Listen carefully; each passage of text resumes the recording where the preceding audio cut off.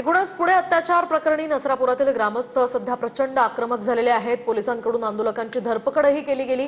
मुंबई बंगळुरू महामार्गावर आता ही वाहतूक बऱ्याच वेळानंतर सुरू झालेली आहे। 3 तासांपासून हे आंदोलन सुरू होतं। नसरापूर ग्रामस्थांच्या आंदोलनामुळे मोठी वाहतूक कोंडी झाली होती। अखेर पोलिसांच्या मध्यस्थीनंतर सुद्धा हे ग्रामस्थ आंदोलनावर ठाम होते। मात्र आता ही वाहतूक हळूहळू पूर्वपदावर येते। बऱ्याच वेळापासून हे वाहन चालक या ठिकाणी थांबून होते, खोळंबलेले होते। मात्र आता पोलिसांनी या ठिकाणी या सगळ्या आंदोलकांना हटवलेलं आहे आणि वाहतूक पुन्हा एकदा सुरू करण्यात आलेली आहे। चिमुकलीवरील अत्याचार आणि हत्येप्रकरणी या आरोपीला एकतर आमच्या ताब्यात द्या किंवा आत्ताच्या आत्ता त्याला फाशीची शिक्षा द्या अशी मागणी करत हे ग्रामस्थ प्रचंड आक्रमक झालेले होते आणि त्या सगळ्या पार्श्वभूमीवर मोठी वाहतूक कोंडी झालेली होती। आता ही वाहतूक अखेर पोलिसांच्या मध्यस्थीने सुरू झालेली आहे। पोलिसांनी या सगळ्या आंदोलकांना खरं तर कायदेशीर बाबी समजावल्या आणि त्यानंतर काहीसा बळाचा वापर सुद्धा पोलिसांना या ठिकाणी करावा लागलाय आणि त्यानंतर आता ही वाहतूक हळूहळू पूर्वपदावर येते।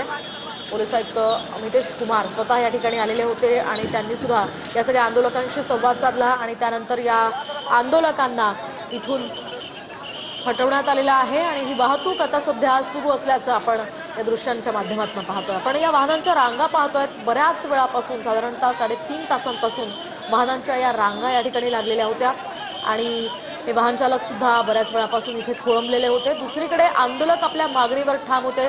संतप्त प्रतिक्रिया त्यांच्या येत होत्या। या आंदोलनामध्ये तरुण तरुणी अगदी मध्यमवयीन यासह वयस्क आणि विशेषतः महिलांचाही मोठ्या प्रमाणात सहभाग होता।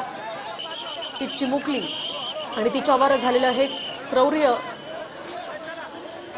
त्या सगळ्या पार्श्वभूमीवर हे सगळे आक्रमक झालेले होते। संतप्त भावना आपल्या व्यक्त करत होते। घोषणाबाजी सुरू होती आणि आता अखेर तब्बल 3.5 तासांनंतर हा महामार्ग सुरू झालेला आहे। महामार्ग त्यांनी रोखून धरलेला होता।